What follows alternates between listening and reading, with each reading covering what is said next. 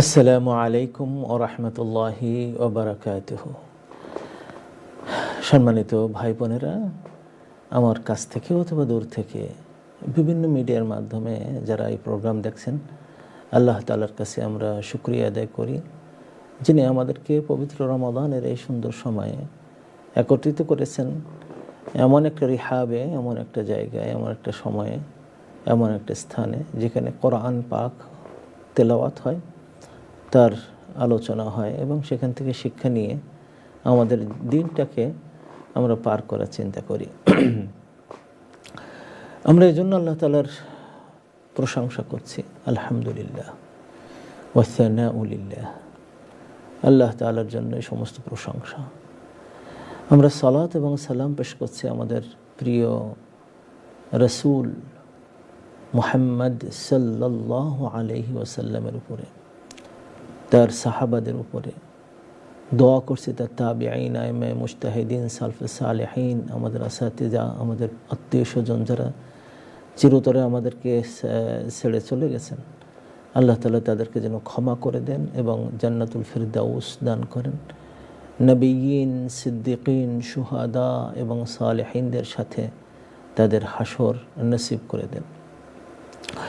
সম্মানিত ভাই বোনেরা, আমরা আজকে কোরআনের একটা জার্নিতে আমরা আসছি যে আমাদের শরীর যেমনভাবে তৈরি হয় তার বাইরের অংশ দিয়ে, কখনো সুন্দর, কখনো অসুন্দর, কখনো সাদা চামড়া, কখনো কালো চামড়া, কখনো উঁচু, কখনো ছোট বেটে, কখনো মোটা, কখনো চিকন, নানা আকৃতি দিয়েছেন।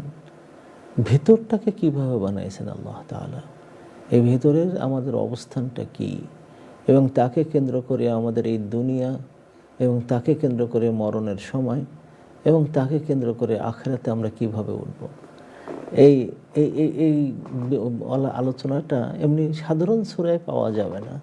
সূরা কফের মধ্যে আল্লাহ তাআলা দিয়ে দিয়েছেন অদ্ভুতভাবে। তো আমরা এই সূরা কফের কয়েকটা আয়াত আমরা এখানে নিয়ে আসছি। 16 নম্বর থেকে শুরু করে নিয়ে আমরা ক্রমান্বয়ে এখান থেকে 2-3 দিন আমরা এইগুলো নিয়ে একটু আলোচনা করতে থাকবো ইনশাআল্লাহ। আমরা সূরা কফের 16 থেকে আমরা চেষ্টা করব আজকে 18, 16, 17, 18 এই 3টি আয়াত নিয়ে আজকে আলোচনা করার। আমরা প্রথমেই দেখে নিই যে আয়াতে আল্লাহ তাআলা কি বলছেন। আউযু বিল্লাহি মিনাশ শাইতানির রাজীম, বিসমিল্লাহির রহমানির রহিম। ওয়ালাকাদ খালাকনাল ইনসানা ওয়া না'লামু মা তুওয়াসওয়িসু বিহি নাফসুহু ওয়া নাহনু আকরাবু ইলাইহি মিন হাবলিল ওয়ারিদ إذ يتلقى المتلقيان عن اليمين وعن الشمال قعيد ما يلفظ من قول إلا لديه رقيب عتيد। আল্লাহ তাআলা এই কয়টা আয়াতে 16, 17 এবং 18 এই 3টে আয়াতে আল্লাহ তাআলা বলছেন ওয়ালাকাদ খালাকনাল ইনসান, আমরা মানুষকে সৃষ্টি করেছি, আমরা মানুষকে সৃষ্টি করেছি। ওয়া না'লামু, এই অবস্থায় যে আমরা জানি, মা তুওয়াসওয়িসু বিহি নাফসুহু, তার আত্মাটা তাকে নিয়ে বা আত্মার অবস্থা নিয়ে কি ওয়াসওয়াসা দিচ্ছে, কি কুমন্ত্রণা দিচ্ছে, কি হুইসপার করছে, চুপি চুপি কথা বলছে, এটা আমরা জানি। ওয়া নাহনু আকরাবু ইলাইহি মিন হাবলিল ওয়ারিদ, এবং আমরা তার নিকটে, বেশি নিকটে আছি তার 2 রক্তের ধমনী, যেটা গলার থেকে, ঘাড় থেকে, এখান থেকে অন্তরের মধ্যে গেছে, এই 2 ধমনী তার যত নিকটে, তার চেয়ে বেশি নিকটে আমরা তার আছি। ইদ ইয়াতালাক্কাল মুতালাক্কিয়ানি, যখন 2জন সংগ্রহ করে, যে সংগ্রহকারী সংগ্রহ করে, আনিল ইয়ামিনি, ডান পাশে, ও আনিশ শিমালি, বাম পাশে কাঈদুন উপবিষ্ট হয়ে উপস্থিত থেকে অবস্থান করে। মা ইয়ালফিযু মিন কাওলিন, সে যে কোনো কথাটাকে বের করে দেয়, উচ্চারণ করে, লফজ করে, উচ্চারণ করে। ইল্লা লাদাইহি, সঙ্গে সঙ্গে তার পাশে রাকিবুন আতীদ, রাকিব যে খুব সূক্ষ্মভাবে অবজার্ভ করে, আতীদ যে সবসময় প্রস্তুত থাকে, এরকম আছে, তারা এটা লিখে নেয়। এই তিনটি আয়াত নিয়ে আমরা ইনশাআল্লাহ আজকে আমরা আলোচনা করব।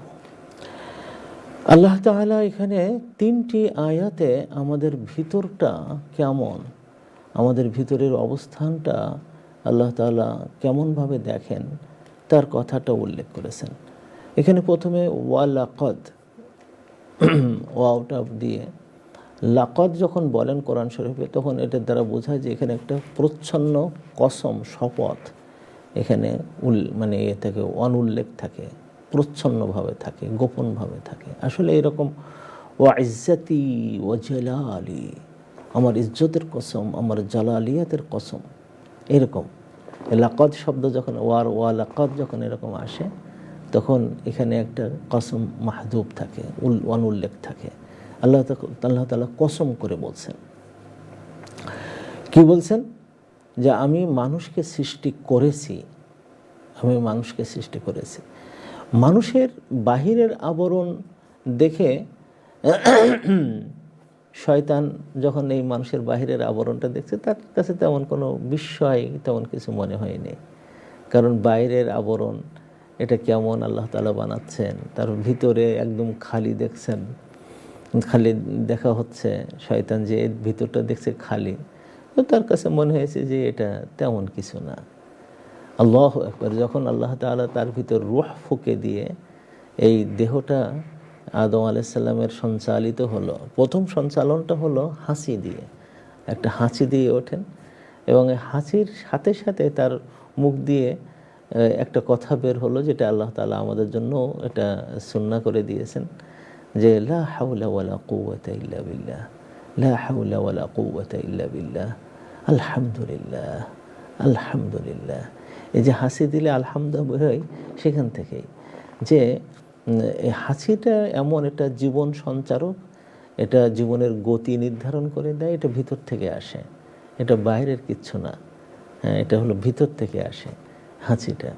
এজন্য মানে এটা এমন, এবং ওই সময় গতি, বাতাসের গতি এত বেশি থাকে যে ওই গতিতে সাধারণ যদি আমরা শ্বাস নিঃশ্বাস নেওয়া শুরু করতাম, তাহলে আমাদের যে শ্বাস নিঃশ্বাস নেওয়ার জন্য যে লাঞ্চটা আছে বা লাংকা আছে, এটা এই ফুসফুসটা কিন্তু ছিঁড়ে যেত ওই সময়।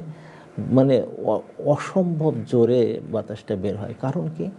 কারণ হলো যে অনেক সময় আমাদের দেহের মধ্যে আমাদের যে সমস্ত ভিতরের যে অঙ্গগুলো আছে, বিশেষ করে হার্ট, যার মানে নড়াচড়ার করার কারণে আমাদের সমস্ত দেহে রক্ত সঞ্চালন হচ্ছে।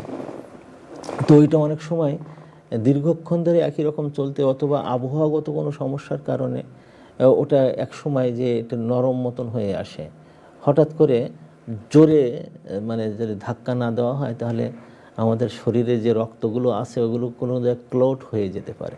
এই জন্য এমন জোরে ধাক্কাটা দেয় যে ধাক্কায় সমস্ত শরীরে ওই রক্তটা একেবারে সুন্দরভাবে প্রবাহিত হয়ে আবার ফিরে আসে। এইভাবে এটা আসে। তো এই সময় মানুষ মরে যাওয়ার সম্ভাবনাও থাকে, এত জোরে হয় ওটা, যে অনেক সময় এর দ্বারা মানুষ মরে যাওয়ার সম্ভাবনা থাকে। এই জন্য আদম আলাইহিস সালামের এটা আলহামদুলিল্লাহ বলাটা এই কারণে যে জীবনের গতি ওই সময় সঞ্চারিত হয়েছে।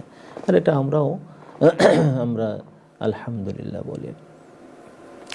তো এরপরে আবার ইয়ারহামুকাল্লাহ বলতে হয়। আল্লাহ তাআলা আমাদেরকে বলছেন যে আমি মানুষকে সৃষ্টি করেছি, খলাকনাল ইনসানা, আমি তাতে সৃষ্টি করেছি।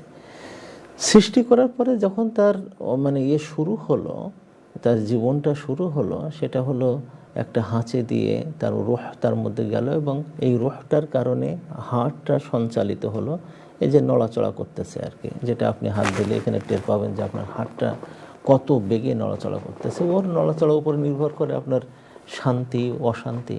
হ্যাঁ, ও যখন খুব জোরে নড়াচড়া করে তখন আপনার মনে হবে যে আমি আর দম নিতে পারছি না, আমি আর বাঁচব না, আমি শেষ হয়ে যাচ্ছি। হ্যাঁ, ওইটা যদি এমন হয়ে যায় যে এটা একেবারে খুব বেশি জোরে করতেছে তাহলে শরীর ক্ষতি হয়ে যায়। আবার যদি খুব নিচে আস্তে আস্তে হয়, যেটা আপনার মানে শরীরে রক্ত প্রবাহ ঠিকমতো সঞ্চালন করতেছে না, তখন আপনার মরণের অবস্থা চলে আসে। অনেক সময় মানুষ একেবারে কমায় চলে যায়। তো এটা এই যে হার্টের বিষয়টা হলো, এখানে আল্লাহ তাআলা যে সৃষ্টি করে দিয়েছেন, মানুষ সৃষ্টি করার পরে ওর ভিতরের অংশটাই হলো একটা বড় জিনিস। আচ্ছা, এটা আমরা যেহেতু আমি নিজে ডাক্তার না, বা বিশেষ করে আমি কার্ডিওলজিস্ট না, হার্টের কাজগুলো নিয়ে আমি বুঝবো না, সেজন্য আমি ওর ভিতরে আলোচনা করে আমার লাভ নেই। আমি শুধু অতটুকুই বলতে চাচ্ছি যে আল্লাহ তাআলা পরের যে কথাটা বলছেন, ওয়া না'লামু মা তুওয়াসওয়িসু বিহি নাফসুহু, এবং আমি জানি তার অন্তর কি ওয়াসওয়াসা করছে। অন্তর ওয়াসওয়াসা করে। ওয়াসওয়াসা, এই যে শব্দটা যখন বলছি ওয়াসওয়াসা, ওয়াসওয়াসা, এই যে মনটা কত কথা কয়, উঁচু নিচু হয়, রাগ ভালোবাসা দেয়, কান্না হাসি আসে, এই মন থেকেই। এই জন্য এই ওয়াসওয়াসা, এই উত্থান পতন, উঁচু নিচু, ওয়াসওয়াসা ওয়াসওয়াসা, এই যে সবসময় আপনারা দেখেন অন্তরটা এরকম কথা, ধুপ ধুপ ধুপ ধুপ ধুপ ধুপ, এতেই আপনার শরীরের মধ্যে অনেক কথাবার্তা হচ্ছে, কখনো ভালো কখনো মন্দ, কখনো সুখের কখনো দুঃখের, কখনো কান্নার কখনো হাসির, কখনো আপনি রাগ করতেছেন এবং কখনো আপনার প্রশান্ত মন হয়ে গেছে। এই সময়টা আপনার এটা বাড়া কমা করে। হ্যাঁ, তো এই যে জিনিসটাকে আল্লাহ তাআলা কত সুন্দরভাবে ওয়াসওয়াসা শব্দ দিয়েছেন। যখন প্রচণ্ড রাগ হয়, কেন রাগ করা নিষেধ? কারণ এর দ্বারা দেখা যায় যে তখন এত বেশি শরীরের রক্তটা এত বেশি উপরে ওঠে এবং এমনভাবে রক্ত প্রবাহ চলতে থাকে, যে কোনো মুহূর্তে আমার ধমনীর যে কোনো জায়গায় আমার ছিঁড়ে যেতে পারে, স্ট্রোক হয়ে যেতে পারে, সেটা ব্রেনে হোক সেটা হার্টে হোক। এজন্য এই ওয়াসওয়াসা আল্লাহ তাআলা এটা বলেছেন, এটা আমি জানি, এটা আমি জানি। তো এই জানার জায়গাটা আল্লাহ তাআলা এমনভাবে বলেছেন, ওয়া নাহনু না'লামু, আমরা জানি। এখানে এটা কিন্তু হালিয়া বলা হয়। হালিয়া মানে হলো যে আমি মানুষকে সৃষ্টি করেছি, সৃষ্টি করার তার দেহের অবস্থা তো, বাইরের অবস্থা তো শুধু আমরা কেন, এরা সবাই জানবে দেহের বাইরে কি আসছে।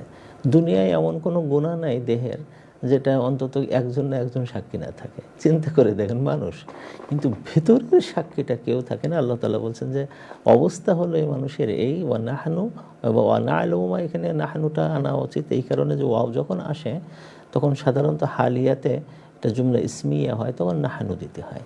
তো এই জন্য এখানে এটা জুমলা হালিয়ায় যে কোনো অবস্থায়, যে আমার অবস্থা হলো এই যে আমরা জানি তার ভিতরে কি ওয়াসওয়াসা দিচ্ছে, তার ভিতরে কে ওয়াসওয়াসা দিচ্ছে। এখানে আল্লাহ তাআলা বলেছেন তার নফস দিচ্ছে, তার আত্মা ওয়াসওয়াসা দিচ্ছে। আসলে ওয়াসওয়াসা দুইভাবে আসে। একটা হলো যে মা ইউহাদ্দিসুহুল ইনসান, যে মানুষ যা কথা বলে, মা নফসিহি, তার অন্তরের সাথে যে কথা বলে। আবার মন কথা বলে, মানুষ কথা বলে, মন কথা বলে। মানুষ কথা বলে কখন? যখন বাইরের দৃশ্যগুলো দেখে। এই দৃশ্য যখন দেখেন খুব মারাত্মক অবস্থা, তো মারাত্মক অবস্থা দেখে সে ভীত হয়ে যায়। এই ভয়টা সে চোখ দিয়ে দেখে অন্তরকে পৌঁছে দেয়, মানুষের কাছে, ব্রেনের কাছে পৌঁছে, ভীতিকর একটা। তখন অন্তরগুলো আমার এই যে বাহিরের দেখা এবং সেইটাকে ভয়ের জায়গায় নিয়ে আসা, মন তখন অনেক কথা বলতে থাকে, অনেক কথা বলতে থাকে। এক অদ্ভুত ব্যাপার। এই জন্য আল্লাহ তাআলা এখানে তুওয়াসউইসু, এটা মুদারের শব্দ ব্যবহার করেছেন, যে মানে ক্রমবর্ধমান। আপনি বাইরের থেকে কোনো একটা কথা ব্রেনের মধ্যে ঢুকাই দিলেন, বা কোনো দৃশ্য ব্রেনের মধ্যে ঢুকাই দিলেন, এরপরে মন যে কথা বলে সেটা অনেক বেশি। এই জন্য আল্লাহ তাআলা মন কথা বলেছে। কারণ আসলে কিন্তু আপনি বাইরের থেকে যে কাজটা করেন সেটা তার চেয়ে মন কিন্তু তার বেশি কথা বলে আমার প্রতিক্রিয়াটা ওই রকম হতে থাকে। তো ইনশাআল্লাহ এই বিষয়টা আমরা আরও একটু ব্যাপকতা এবং গভীরতার আলোচনার দিকে যাব, কারণ এইটা আমরা অনেক সময় খেয়াল করি না বলে আমাদের অনেক পাপ আমরা অজানায় হয়ে যায়। তো এই জিনিস বিষয়গুলো আমরা একটু আলোচনা করবো ইনশাআল্লাহ। আমরা ছোট্ট একটা ব্রেকের দিকে যাচ্ছি, ব্রেকের পরে এসে ইনশাআল্লাহ বাকি আলোচনাটা করবো। ততক্ষণে আপনারা আমার সাথে থাকবেন। আসসালামু আলাইকুম। Recording stopped.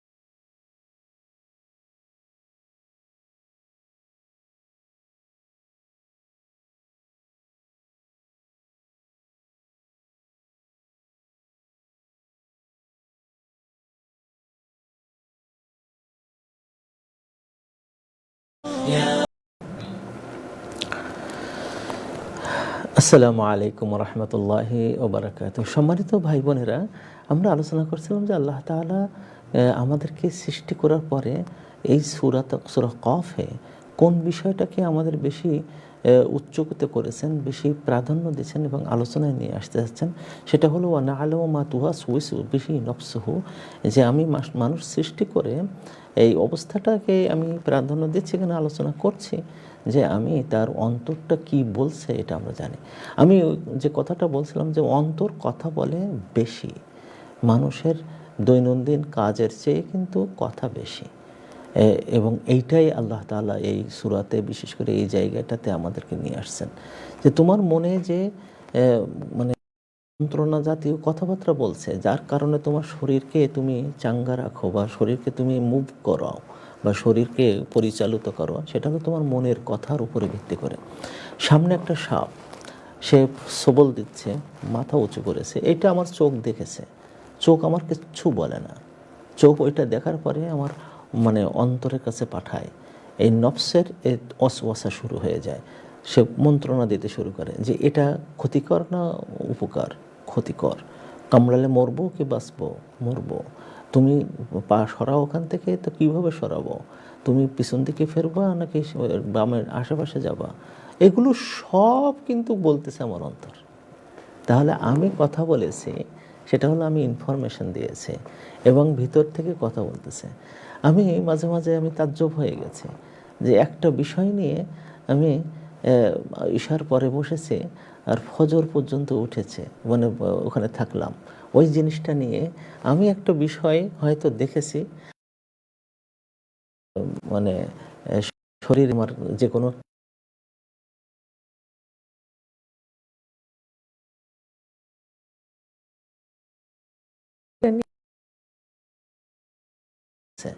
আমি আমার আব্বার কথাটা হয়তো একটা ছবিতে এরকম দেখলাম, দেখার পরে এখান থেকে 2-3 বছর আগের দিকে আমি চলে যাচ্ছি, 5-6 বছর আগের দিকে আমি চলে যাচ্ছি, তারও আগে আমি চলে যাচ্ছি।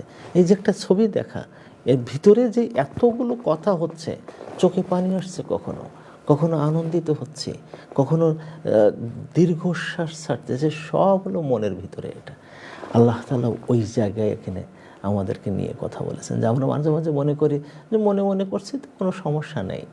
না, সমস্যা নেই না, ওইটাই আপনার জীবনকে পরিচালিত করে, একটা মানুষকে ধ্বংসও করে দিতে পারে। এই যে বলেন যে আমরা ডিপ্রেশনে যাই কেন, কারণ আমার জীবনে একটা অপূর্ণতা আছে, যেটা আমি চাচ্ছি তা হচ্ছে না, আমি যেভাবে চাচ্ছি ওইভাবে হচ্ছে না।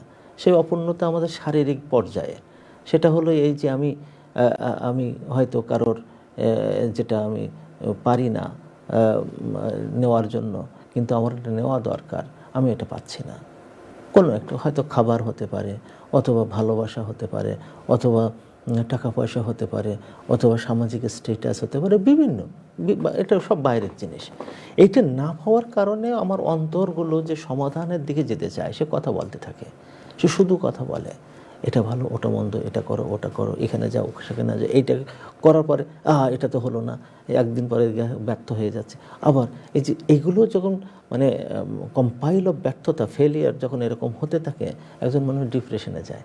তাহলে এই যে মনের কথাটা, মনের জায়গাটা, এখানে 3টি অবস্থা তৈরি হয়। 3টি অবস্থা যদি মনকে প্রবোধ দেওয়া যায় যে আমি তাকে আল্লাহর পথে রাখবো, সবচেয়ে ভালো হয়। একটা হলো যে মন যাহা বলে তাহা আমি করব কিনা, মন যাহা বলে তাহা আমি করব কিনা, এই এক জায়গায় আসে। সে জায়গায় ইউসুফ আলাইহিসসালামের মতন মানুষও তিনি এই জায়গায় বলেছেন ওমা উবাররিউ নাফসি, আমার মনকে আমি নিষ্কলুষতা ঘোষণা করছি না, আমি নিষ্পাপ বলতেছি না। ফাইন্নান নাফসাল আম্মারাতুম বিসু, কারণ মানুষের যে অন্তর আছে সে খারাপের দিকেই সবসময় নির্দেশ দিতে থাকে। মানুষের অন্তর যেটা নফস বলা হয়, এটা এর শক্তি বা এর প্রণোদনা, এর ইন্সপায়ারেশন, কার্যক্রম ক্ষমতা আমার দেহের যা যা দিয়ে আমি আমার দেহকে সাজাই বা শক্তিশালী করি, তার উপর ভিত্তি করে চলে। অদ্ভুত ব্যাপার, অদ্ভুত ব্যাপার, আমরাও খেয়াল করি না। আপনি নিয়মিত গান শোনেন, বাজে বাজে গান শোনেন, ওটা আমার নফস ওই গান দিয়ে গড়ে ওঠে। ওখানে কোরআন যাবে না, ধরে নেন কোরআন যাবে না, কোরআন আপনি পড়তে পারবেনই না। আমার মুখ সব সময় কথা বলে যাচ্ছে এবং কথাগুলো সব মিথ্যা গীবত, আপনার মন কখনো আর আল্লাহর দিকে যাবে না। সে মনে করে নেন জান্নাতের দিকে যাওয়া তার একদম নিষিদ্ধ হয়ে যায় প্রায়। এটা মানে বাইরে আপনি সবসময় হারাম খাচ্ছেন, সবসময় হারাম খাচ্ছেন, সবসময় হারাম ইনকাম করছেন, আপনার ওই মন খবিস হয়ে যাবে, ওর কোনো দিন তাইয়্যিব হবে না। এটা একেবারে লিখে রাখেন। তো এটা হলো মানে আমার অবস্থার উপরে। আমি সবসময় নষ্টর মধ্যে থাকি। আমার যে পাশে যে লোকটাকে আমি বন্ধু বানিয়ে নিয়েছি, সে সবসময় খারাপ কথায় কয়, মনে করে নেন আমার এই আত্মা কখনো আর ভালো হবে না, ওকে ভালো পথে নিয়ে যাবে না, কারণ এটা মারাত্মক বিশ্ব হয়ে গেছে। আবার যদি এরকম হয়, আমার ভিতরে আরেকটা শক্তি আছে, সেটার নাম রূহ।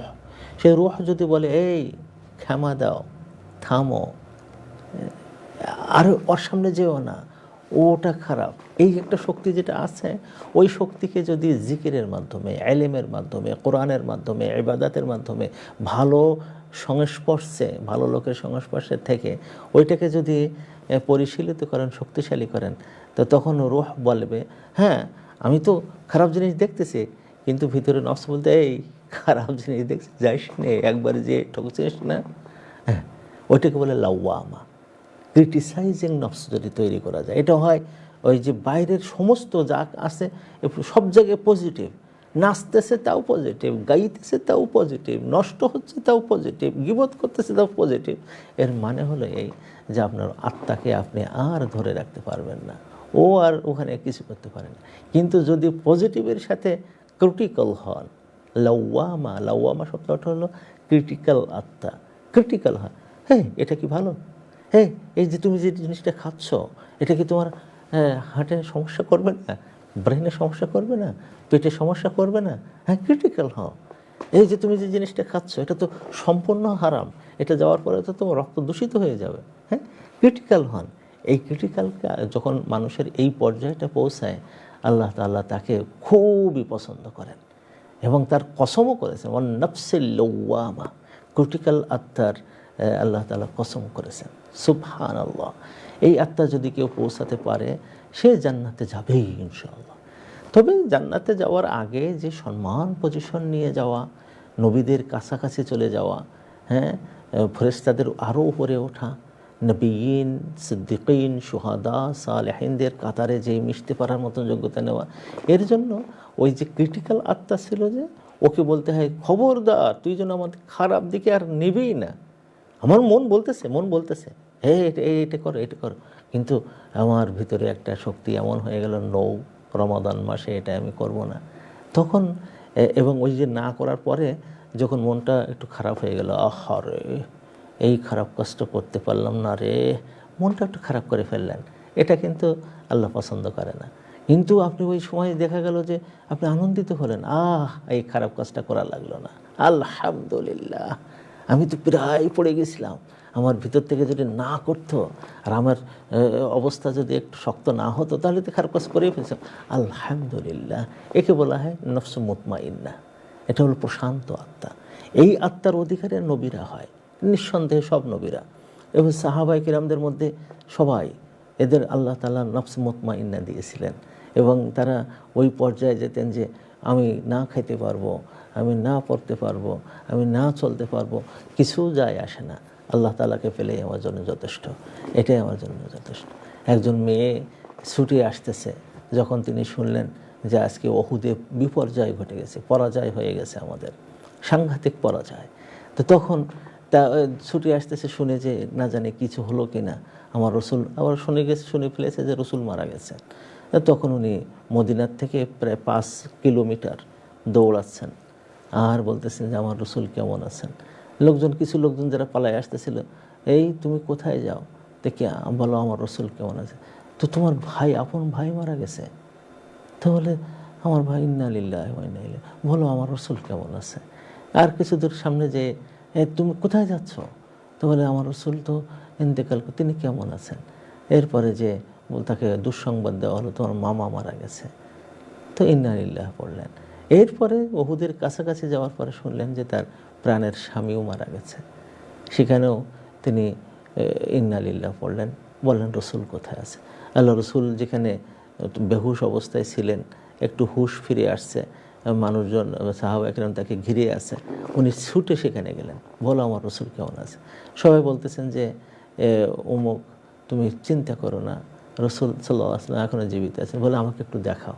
তো মানুষ সরে যেয়ে আল্লাহ রসুলকে দেখালেন, তিনি জীবিত অবস্থায় আছেন। এরপরে বললেন কুল্লু মুসিবাতিন বা'দাকা জালালুন ইয়া রাসূলুল্লাহ, আমার ভাই হারাইছি, মামা হারাইছি, আমার স্বামী হারা হয়েছে, আমার কিছু যায় আসে না, আপনি এখনও জীবিত আছেন, এইটার পরে আমার সব মুসিবত ছোট হয়ে গেছে। এই যে জায়গাটা যাওয়া, এটাকে বলে নফস মুতমাইন্না। সাহাবায়ে কেরাম আল্লাহ রসুলের পাশে থেকে এটা করতে পারছিলেন। ভালো লোকদের পাশে এই জন্য যেতে হয় যে নফসে মুতমাইন্নার এই জায়গাটা মানুষ যেতে পারে। তাহলে আমরা এখানে এই আয়াতের যে মানে জায়গাটা আমরা আসছে সেটা হলো যে মানুষ কথা বলে, ইউহাদ্দিসুল মারউ নাফসাহু, তার মানুষ মনের সাথে কথা বলে, কিন্তু মন আরও বেশি কথা বলে। এই যে মন যে যত বেশি কথা বলে, এই কথা বলাটাকে আল্লাহ তাআলা একেবারে লাগামহীন করে দিতে চান না। এটা লাগাম দিতে চান যে তোমার মন কথা বলতেছে, তাই তুমি রাত জাগতেছো, তাই তুমি দিন যাপন করছো, তাই তুমি ঘুম বাদ দিয়েছো, তাই তোমার খাওয়া বন্ধ হয়েছে। নৌ, বাদ দাও সমস্তগুলো। তোমার মনকে তুমি একটা জায়গায় নিয়ে এসো। এর কারণ কি? কারণ হিসেবে আল্লাহ বলছেন ওয়ানাহনু আকরাবু ইলাইহি মিন হাবলিল ওয়ারিদ, আমি তার নিকটে থাকি, বেশি নিকটে আছি হাবলে ওয়ারিদ এসে, জুগুলার ভেন যেটা এই দুই পাশ দিয়ে যায়, যেটা সাধারণত প্রাণী যারা জবাই করে আমরা দেখবেন যে দুই পাশে দুটো শিরা কেটে দিলে ওখান থেকে প্রচণ্ড রক্ত বের হয়, খুব জোরে রক্ত বের হতে থাকে ফিনকি ধরে। ওই দুটো ভেনকে ওয়ারিদ বলা হয়। এই ভেইন হলো মানুষের জীবনের মেন জায়গা। এই যে কেটে গেলে মানুষ আর বাঁচে না, ওইটি বন্ধ হলে মানুষ আর বাঁচে না, কেন রক্ত চলাচল ব্রেনের সাথে পায়ের তলা পর্যন্ত আর যেতে পারে না, তখন সে মানুষ মারা যায়। আর ওইটা হলো মানুষের জীবনের অস্তিত্বের কাছাকাছি, মানুষের বেঁচে থাকার কাছাকাছি। ওটা যদি কোনো রকম সমস্যা হয় দেখবেন যে আস্তে আস্তে গ্যাংগ্রিন হচ্ছে পায়ে। কী ব্যাপার? তো ওখানে রক্ত চলাচল বন্ধ হয়ে গেছে, গ্যাংগ্রিন হয়ে গেছে, পচে যাচ্ছে, কাটতে হচ্ছে। আমার এক আত্মীয়ের কথা জানি যে তার পা প্রথমে পাতা কাটছে, তারপরে যে হাঁটু কাটছে, তারপরে যে তার কোমরের এখান থেকে পা কাটতে হয়েছে, কারণ এগুলো আস্তে আস্তে পচে যাচ্ছে। কারণ কি? ওখানে ওই যে জুগুলার ভেন যেটা আছে, যেটা রক্তপ্রবাহী যে নালী দুটো আছে, এই দুটো নালী সংকুচিত হয়ে গেছে, ওটা আর কাজ করতেছে না, যার ফলে রক্ত মানে সব জায়গায় যাচ্ছে না। ব্রেন, আমার আব্বা যখন ইন্তেকাল করেন তো তারপরে যে মানে ব্রেনের বিশেষজ্ঞ উনি বললেন যে আপনার আব্বার ব্রেন শুকিয়ে গিয়েছিল। আপনি বলেন কি, কীভাবে শুকায়? তাহলে উনি বাদাম খেতেন না বোধহয়। আপনি বলেন কি? তাহলে হ্যাঁ, তৈল জাতীয় জিনিস বিশেষ করে বাদাম মানুষের উপকার করে। তো ওইটা যখন শুকিয়ে যায় তখন ওটা কাজ বন্ধ হয়ে যায়। চিন্তা করেন এই যে ওয়ারিদের যে কাজটা, এটা হলো মানুষের জীবন মৃত্যু, মানুষের চলাফেরা, মানুষের মুভমেন্টের মেন জায়গা হলে আল্লাহ বলছেন আমি তোমাদের ওর চেয়ে নিকটে আছি। আল্লাহর নিকটে থাকা এটাকে বলা হয় সিফাত আল ফিআলিয়া। আল্লাহ তাআলার গুণ আছে দুই রকম, একটা হলো সিফাত আল যাতিয়া, তার ব্যক্তিসত্তার গুণ, আর একটা হলো সিফাত আল ফিআলিয়া, তার কর্মকাণ্ডের গুণ, তিনি যে কাজগুলো করেন। তার মধ্যে একটা হলো যে আকরাবু ইলাইহি, আমি তার নিকটে আছি। তো এর অর্থ কি যে আল্লাহ আমার এখানে আছেন? এটা অর্থ হতে পারে? এটা হলো সরাসরি শব্দের অর্থ। এখন এই অর্থটা করা যায় কিনা এটা নিয়ে অনেক অনেক ব্যাখ্যা আছে যে এটা কীভাবে করবো। আহলুস সুন্নাত ওয়াল জামাত তাদের কথা হলো যে কিরাআতুহা ইমরারুহা, কিরাআতুহা তাফসিরুহা, মানে আমি যেটা পড়ে যাচ্ছি এবং যা বুঝে যাচ্ছি ওইটাই হলো আসল অর্থ। কিন্তু এই জায়গায় দুটো ব্যাখ্যার দিকে মানুষ যায় সাধারণত। কিছু মানুষ যারা বিশেষ করে মুতাজিলা বা আশায়রা বা মাতুরিদিয়া, যারা বিশেষ করে আল্লাহ তাআলার এই সিফাতগুলোকে তারা ব্যাখ্যা করতে চায়, কারণ এটা বোঝা যায় না আল্লাহ এখানে আছে, এটা কেমন কথা। তারা বলেন যে এখানে আল্লাহ আছেন মানে হলো আল্লাহর জ্ঞান এখানে আছে, আল্লাহর মুরাকাবা এখানে আছে, আল্লাহ তিনি আমাদেরকে পর্যবেক্ষণ করেন। এটি বোঝা, এই অর্থে দিতে হবে যে আল্লাহ আমাদের যেমনভাবে খুব কাছাকাছি দুটো শিরা আছে, আল্লাহ তাআলার পর্যবেক্ষণটা এবং তার জ্ঞান আমাদের ব্যাপারে ওর চেয়ে আরও নিকটে, এই অর্থটা করেছেন। আমি কেন আবার জ্ঞান আবার ওইদিকে যেতে চাইব? তো এর চেয়ে বরং পরের আয়াতে কি বলতেছেন এটার মধ্যেই কিন্তু অর্থটা পাওয়া যায়। আর অযথা আল্লাহ তাআলা তার সম্পর্কে যা বলেছেন তার সম্পর্কে ওটা অযথা ব্যাখ্যা করতে নেই। এটা আমাদের উচিত, এবং এখানে আমাদের শক্ত হওয়া দরকার। অনেক সময় এই অর্থের মধ্যে যে মানুষ ভুল করে। এখানে পরের আয়াতে বলছে ইজ আতালাক্কাল মুতালাক্কিয়ানি, ইজ আতালাক্কাল গ্রহণকারীরা, দুই গ্রহণকারীরা, আনিল ইয়ামিন ও আনিল শিমালে কাঈদ, ডান পাশে এবং বাম পাশে বসে তারা বসে আছে, বসে সংগ্রহ করে। তাহলে এর দ্বারা বোঝা যাচ্ছে ফেরেশতা। এজন্য ইবনে তাইমিয়া রহমতুল্লাহ আলাইহি এবং তার ছাত্র ইবনে কাসির রহমতুল্লাহ আলাইহি, আপনারা যখন তাফসির বিশেষ করে এই ধরনের আয়াতগুলোতে ইবনে কাসির পড়বেন, ইবনে কাসিরের ব্যাখ্যাটা অত্যন্ত সুন্দর, এবং আহলুস সুন্নাত ওয়াল জামাতের পরিপূর্ণ এই অর্থটা পেতে গেলে তার এই আল্লাহ তাআলা সংক্রান্ত যত সিফাত আছে তার ব্যাখ্যায় ইবনে কাসিরটা পড়ে নেবেন, এটা সবচেয়ে ভালো। আর যত তাফসির আছে অনেক ঝামেলা, এগুলো সেখানে করে আমাদের আকীদাটা অনেক সময় নষ্ট করে দেয়। এখানে তিনি বলেছেন যে আনিল মালাইকা, মালাইকাদেরকে বোঝাচ্ছেন। কে বলতেছে এটা? কি উনি উনি ওনার নিজের মুখ থেকে? ইবনে তাইমিয়া তার নিজের মুখ থেকে বলছেন না, বলছে দেখো পরের যে কথাটা আছে যে মানুষের অন্তরের খবরটা যারা নেবে এবং কাজগুলো যারা দেখবে তারা নিকটে থেকে দেখবে। কারা থাকে নিকটে? এই জন্য আল্লাহ তাআলা বলছেন ওয়ানাহনু, আমরা। মনে রাখবেন যে আল্লাহ তাআলা যখন নিজেকে আমরা বলে তখন একটা মেকানিজম কাজ করে এখানে।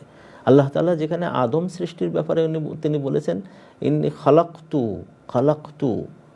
ঈদ খালাকতুহু, আমি সৃষ্টি করেছি, তখন আল্লাহ তাআলা নিজেই হাত দিয়ে যেটা সৃষ্টি করেছেন, যেখানে উলুহিয়াত সেখানে তিনিই করেছেন, ওখানে আর কারোর কিছু নেই।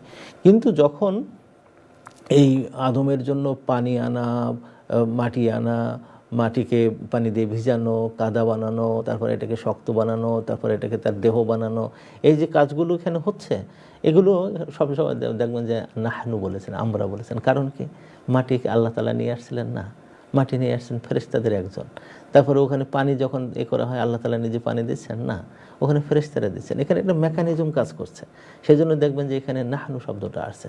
এই আয়াতে আল্লাহ তাআলা যখন নাহনু শব্দটা বলেছেন তার মানে হলো মালাইকা রয়েছে এবং মালাইকার মাধ্যমে আল্লাহ তাআলা প্রতিনিয়ত খবর পান।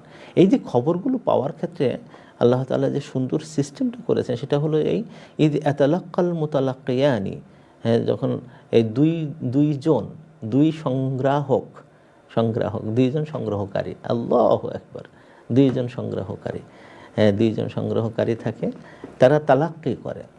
লেকা মানে সাক্ষাৎ করা, আর লেকার সাক্ষাৎ থেকে যে জিনিসটা পাওয়া যায়, তার মানে বুঝতে পারছেন কিনা জানি না। ধরেন আমি দুবাইতে গেছি, দুবাই যে ওখানে আমি মানে জাকির নায়েকের প্রোগ্রামে আমার কাছ থেকে রেকর্ড করতো পিস টিভির জন্য, তো আমি ওইটা হলো লেখা।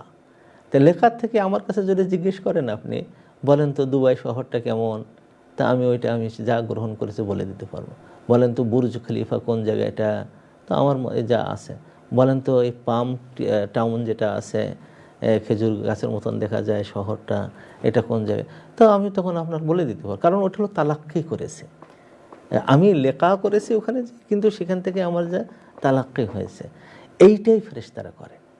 এটা আপনার জীবনে মানে একটা দিনে আপনার শরীরের নড়াচড়া কিন্তু 1 মিলিয়নের বেশি হয়ে যায়। আপনি ঘুমের থেকে উঠে আপনি দেখেন মাথার চুল থেকে শুরু করে পাততলা পর্যন্ত খাটের উপরেই দেখেন কত রকম মুভমেন্ট হয়েছে। মুখ নড়েছে, চোখ নড়েছে, হাত নড়েছে, পা নড়েছে, কাপড় চোপড় ঠিক করার জন্য সময় নিচ্ছেন, ওপরের লেপটাকে সরানোর জন্য সময় নিচ্ছেন, মানে শুধু খাটের উপরে কতগুলো কাজ করেছেন।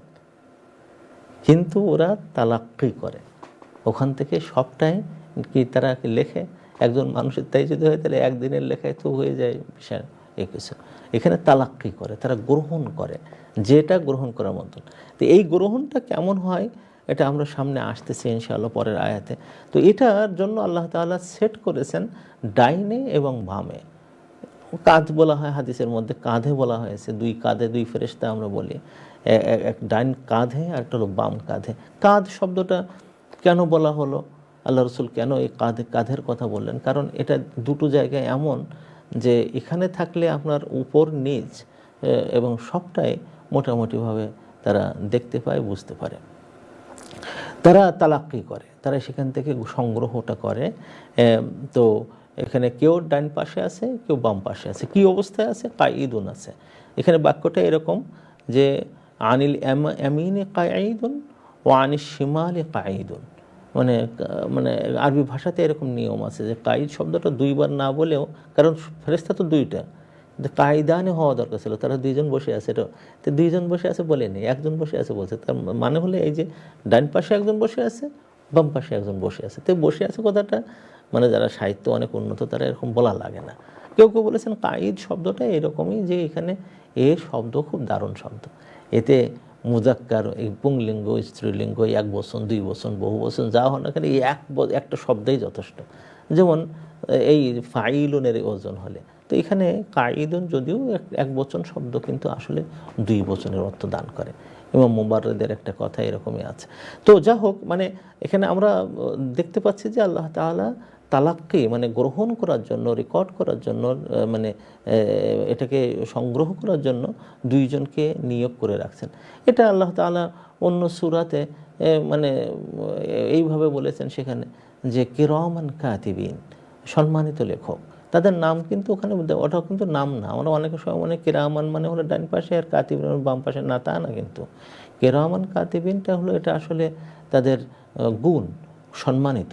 তারা লেখক এমন সম্মানিত লেখক, তারা এরকম টাকা খেয়ে অন্যরকম করে লেখে না, তারা সম্মানিত লেখক, অত্যন্ত সম্মানিত লেখক। তো এখানে এই যে সম্মানিত লেখকের তাদের একটা হলো নিয়ম আল্লাহ তাআলা বলে দিয়েছেন যে ডান পাশের যিনি আছেন, যিনি ভালো আমলগুলো লেখেন, বাম পাশের যিনি আছেন খারাপ আমলগুলো লেখেন। এটা আল্লাহ তাআলার সিস্টেম। তবে ডান পাশের ফেরেশতাকে আল্লাহ তাআলা একটু মানে বেশি শক্তি দিয়েছেন, তাদেরকে রাকিব বলা হয়, আর বাম পাশেরটাকে আতীদ বলা হয়। আর রাকিব মানে সে পর্যবেক্ষণ করে, আর আতীদ হলো সবসময় উপস্থিত থাকে, সব সময় উপস্থিত। সেটাকে যে বাম পাশের তার কাজ হলো এই যে যখনই কোনো কাজ যখন সে আসে তখন সে লিখতে বলে, লেখার সুযোগ আসে। কিন্তু ডাইন পাশের রাকিব যিনি, যে পর্যবেক্ষণ করে, সে বলে এই যে বান্দাটা যে কথাটা এখন বলল না, অথবা কাজটা যখন করলো না, খারাপ তো ওটা, আমরা দেখতে পাচ্ছি এটা গুনার কাজ, তো এটা এখন তোমরা এখন লিখো না, একটুখানি দেরি করো, একটুখানি দেরি করো, ও হয়তো তওবা করে নিতে পারে। এই মানে যে খারাপের কাজটা করে তাকে মানে এটা রাসূল করিম সাল্লাল্লাহু আলাইহি ওয়াসাল্লাম স্পষ্ট হাদিসে বলেছেন যে ডান পাশের ফেরেশতাটা মানে সে এই কথাটা বলতে থাকে যে তুমি একটুখানি দেরি করো, হয়তো সে তওবা করতে পারে, অথবা যে এই দিকে অগ্রসর হচ্ছে শেষ পর্যন্ত অগ্রসর নাও হতে পারে। আমরা একটা ঘটনা জানি যে এক লোক, তারা তিনজন আসলে এক গুহার মধ্যে আশ্রয় নিয়েছিল ঝড়ের কবলে পড়ে যাওয়ার কারণে, কিন্তু দুর্ভাগ্যজনক মানে পাহাড়ের উপর থেকে একটা বড় পাথরখণ্ড এসে তাদের গুহার মুখ বন্ধ করে দেয়, আর খুলতে পারতেছিল না। তখন তাদের আমলের উপরে ভিত্তি করে তারা করতেছিল যে আমাদের যে আমলটা আমরা আল্লাহ তাআলার জন্যই করেছি, সেই আমলের উপর ভিত্তি করে আমরা একটু তার কাছে দোয়া করি, আল্লাহ আমাদের সাহায্য করবেন। তো একজন বলছে যে তার চাচাতো বোনের সাথে তার খুব ভালো সম্পর্ক তৈরি করার চেষ্টা করলো, দৈহিক সম্পর্ক গড়ে তোলার চেষ্টা করলো, কিন্তু বোনটা কোনোভাবে রাজি হচ্ছিল না। একসময় অভাব আসলো সাংঘাতিক, সেই অভাবে বোনকে মানে বাধ্য হয়ে চাই চিনতে খেতে হচ্ছে। তো তার চাচাতো ভাই ধনী মানুষ, সেখানে যে চেয়েছে, তখন চাচাতো ভাই প্রস্তাব দিয়েছে যে খারাপ কাজ করতে হবে, তো সে বাধ্য হয়ে, কারণ তার কোনো উপায় নেই। এরপরে যখন সে একেবারে মানে খুবই খারাপ পর্যায়ে চলে গেছে, তখন মেয়েটা বলছে যে আব্দুল্লাহ ইত্তাকিল্লাহ, তুমি আল্লাহকে ভয় করো, যার এই হক ছাড়া বেহক পথে তুমি যেও না। ওই লোকটা তখন ওখান থেকে লাফ দিয়ে উঠে পড়ে তারপরে বলে যে বোন, তোমাকে যে টাকাগুলো দিয়েছি ওইটা দিয়ে তুমি চলো, আমি এই শহরে আর থাকবো না, আমি চলে গেলাম। এরপরে সেখান থেকে সে চলে যায় এবং আর খারাপের পথে আর সে যায়নি। ওই সময়টা যে খারাপে গিয়েছিল একেবারে, আর সামান্য মুহূর্ত বাকি ছিল, সেখান থেকে ফিরে এসে মানে আল্লাহর জন্য কাজটা করা। আল্লাহ, তুমি যদি আমার ওই কাজটা পছন্দ করে থাকো, তুমি আমারে এই বিপদ থেকে উদ্ধার করো। আল্লাহ তাআলা বলার সাথে সাথেই 3/1 ভাগ, এই পাথরটা 3/1 ভাগ সরে যেয়ে গুহাটাকে 3/1 ভাগ খুলে দিল। এর মানেটা কি? ওই যে মানে মানুষ কাজ করে, এর আগে কিন্তু হাজারটা চিন্তা করতে হয়েছে, হাজারটা কথা বলতে হয়েছে, মনে মনে কথা বলতে হয়েছে, চিন্তা করতে হয়েছে। এখানে হাজার এইগুলো করে করে করে করে করে করে একেবারে লাস্ট মোমেন্টে সে সরে আসলো। এই জন্য যে ডাইন পাশের যে লেখক, সে ওই একটু দেরি করতে বলে, যে এমনও তো হতে পারে যে সেও নিচের দিকে যাচ্ছে, নোংরা হচ্ছে, হতে হতে হতে হতে হতে হতে সে নোংরামিটা নাও করতে পারে, তো ওই পর্যন্ত একটু দেরি করো, এখন লিখো না। এই জন্য এটা একটা বড় মানে কাজ আমাদের আল্লাহ তাআলা দিয়েছেন, যে ডাইন পাশ এবং বাম পাশ আলাদা করে দিয়েছেন, যাতে করে বান্দা অন্তত তুই সুযোগ পাস, মোহলাত পাস, তার সুযোগ দেওয়া যায়। এটাই আল্লাহ তাআলা আমাদেরকে করেছেন। তো আল্লাহ আমাদের এত কাছে ফেরেশতা দিয়েছেন। এখানে এই মানে আয়াত থেকে কিন্তু বোঝা যায় যে আল্লাহ আমাদের ভিতরে একদম যেমনভাবে শয়তান আমাদের রক্তের ভিতর দিয়ে যায়, ঠিক ওই রকমভাবে যায়।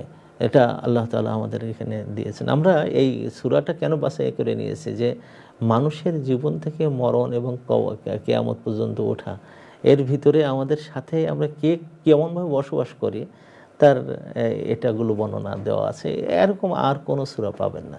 তো এখানে আল্লাহ তাআলা যে আমাদেরকে স্পষ্ট করে বলতেছেন যে তোমাদের সাথে কিন্তু দুই ফেরেশতা আছে, তারা এরকম ডান পাশে এবং বাম পাশে তারা বসে আছেন।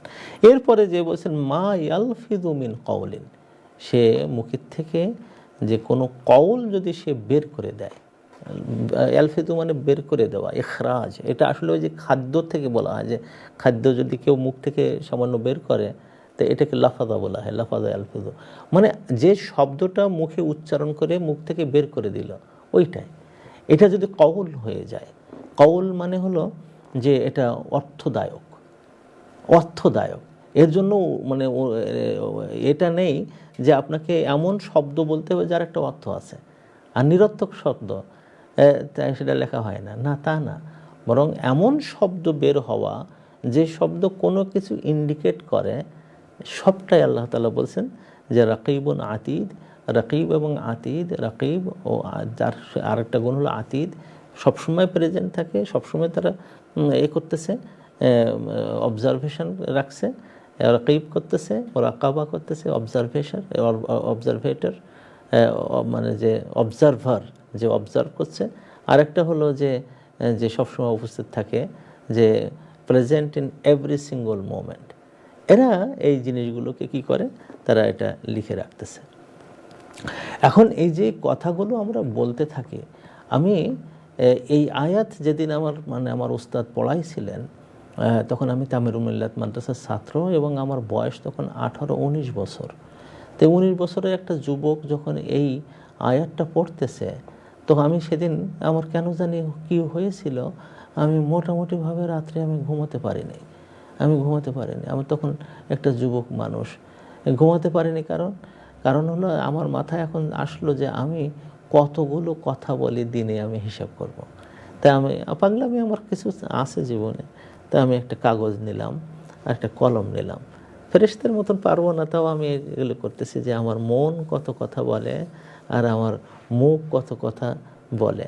তো মনের কথাগুলো আমার লেখা সম্ভব হলো না, কারণ আমি দেখলাম যে মন একটা সেকেন্ড সময় মানে বসে নেই, শুধু কথা উৎপন্ন করতেছে, শুধু কথা উৎপন্ন করতেছে। এটা কেন হলো, ওটা কেন হলো, এই কেন করলাম, ওটা কেন করলাম, এটা কেন হলো না, এটা কেন পাচ্ছি না, ও কেন এরকম করতেছে, মানে 1 মিনিটের মধ্যে হাজারো কথা আমার মন বলে যাচ্ছে। ওটা আমার পক্ষে হিসেব নেওয়া সম্ভব হলো না। কিন্তু আমি ফজরের পর থেকে রাত পর্যন্ত কতগুলো কথা বললাম, এটা আমি দাগ দেওয়া শুরু করলাম, দাগ দেওয়া,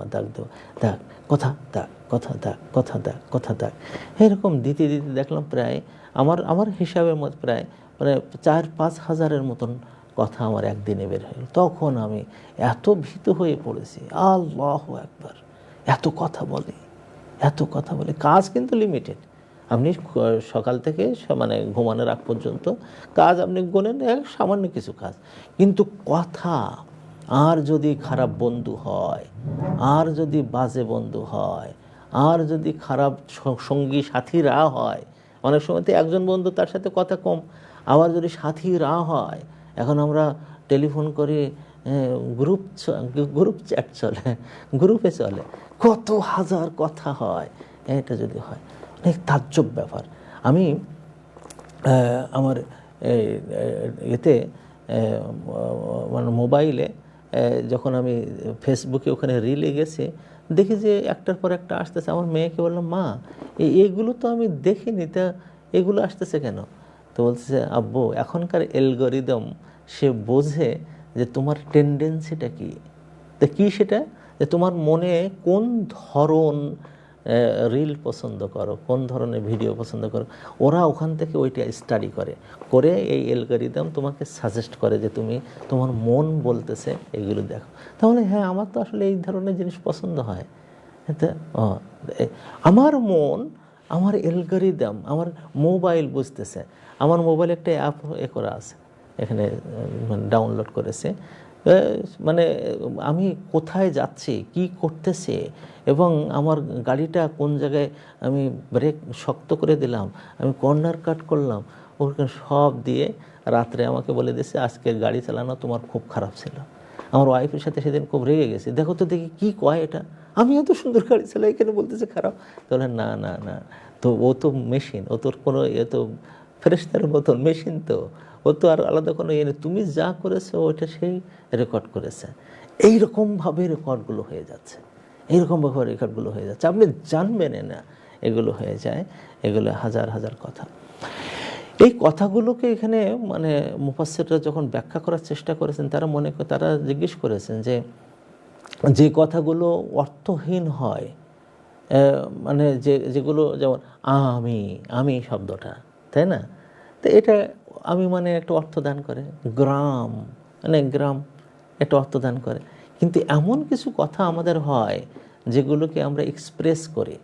হযরত ইমাম আহমদ ইবনে হাম্বল ইন্তেকালের আগ দিয়ে উনি আহ আহ আহ এরকম করতেছিলেন, ওই যে আনিন যেটা বলে হয়।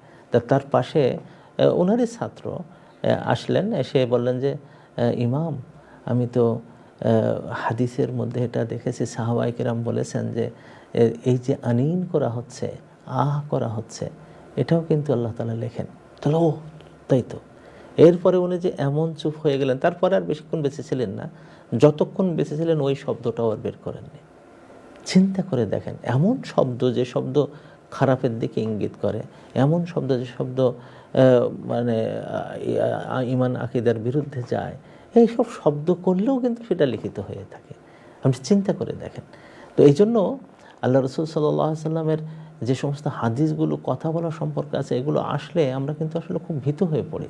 সেখানে এমনও আছে যে হযরত মুআজ রাদিয়াল্লাহু তাআলা আনহু জিজ্ঞেস করলেন, মানে তাকে বলা হচ্ছে যে তোমরা খবরদার, এই যে তোমার গুপ্তঙ্গের দুই পায়ের মাঝখানে যেটা আছে এবং দুই চোয়ালের মাঝখানে যেটা আছে, এ সম্পর্কে আমার জিম্মাদারি দাও, যদি বলো যে আমি ভালো পথে চলবো তুমি জান্নাতের গ্যারান্টি দিচ্ছি। মুআজ রাদিয়াল্লাহু তাআলা জিজ্ঞেস করছেন, আল্লাহ আমরা যে ইয়া রাসূলুল্লাহ আমরা যে কথা বলি, এটা কি ধরা হবে? তখন আল্লাহ রাসূল বললেন, তুমি কি জানো যে মুখটাকে নিচু করে দিয়ে জাহান্নামে যে ফেলানো হবে, আলে ইয়াকুব্বুল ইনসানা ইলা ফিন্নারি ইল্লা হাসাইদু আলসিনাতিহিম, তাদের মুখ থেকে যা বের হয় তারের উপর ভিত্তি করে তো জান্নাত জাহান্নাম নির্ধারণ হয়ে যায়। আল্লাহ রাসূল বলেছেন, একজন মানুষকে তোমরা দেখবা যে জান্নাতের কাজ করতে করতে তোমরা মনেই করে ফেলছো জান্নাতে যাচ্ছে, কিন্তু মরণের আগ দিয়ে এমন কথা বলে ফেললো, সে একেবারে জাহান্নামের অধিকারী হয়ে গেল। আবার দেখা গেল এমন মানুষ, তোমরা মনে করবে এই লোকটা জাহান্নামে যাচ্ছে, কিন্তু মরার আগ দিয়ে এমন কথা বলে ফেললো, সে জান্নাতে চলে যাচ্ছে। এই যে কথা, এই কথা এটা সাংঘাতিক। এই জন্য বলা হয় যে ইনকানাল কালাম ও মিন যাহাবিন মিন ফিদ্দাতিন ফাসসুকুতু মিন যাহাবিন। যদি তোমরা মনে করো যে তোমার কথা বলে কিছু রূপা অর্জন করতে পারছো, মনে রেখো তোমার চুপ থাকাটাই তোমার জন্য স্বর্ণ নিয়ে আসবে, স্বর্ণ নিয়ে আসবে। এই জন্য আমরা এই যে আয়াত তিনটি আমরা এখানে নিয়ে আসলাম, আমাদের এই যে মানে কিরামান কাতিবিন, যারা রাকিব এবং আতিদ, যারা আমাদের কথাগুলো লিখে রাখে, আমরা যেন আজ থেকে এই রমাদান মাসে আমরা যেন থাকি যে আমরা কি বলতেছি, কাকে বলতেছি, কেন বলতেছি, এই কথা দ্বারা আমার কি ক্ষতি হচ্ছে বা লাভ হচ্ছে, এটা যেন দেখি। বহু লোক আছে জান্নাতের কাজ করা মানুষ, কিন্তু তার মুখের ধার, তার মুখের গীবত এবং তার মুখের মিথ্যা জাহান্নামের অতল তলে নিয়ে যাবে। এজন্য আল্লাহ তাআলার এই আয়াতগুলো আমরা যেন খুব ভালোভাবে বুঝি। আগামীকালকে ইনশাআল্লাহ আমরা পরবর্তী কথাগুলোকে আমরা বোঝার চেষ্টা করব যে আল্লাহ তাআলা সূরা কফের মধ্যে আমাদের ইনার সাইডটাকে ডেভেলপ করার জন্য কি কি কথা বলছেন, ইনশাআল্লাহ তার দাওয়াত দিচ্ছি। আল্লাহ আপনাদের সবাইকে ভালো রাখুন। সুবহানাকাল্লাহুম্মা বিহামদিক আশহাদু আল্লা ইলাহা ইল্লা আনতা আস্তাগফিরুকা ওয়া আতুবু ইলাইক। আসসালামু আলাইকুম ওয়া রাহমাতুল্লাহি ওয়া বারাকাতুহু।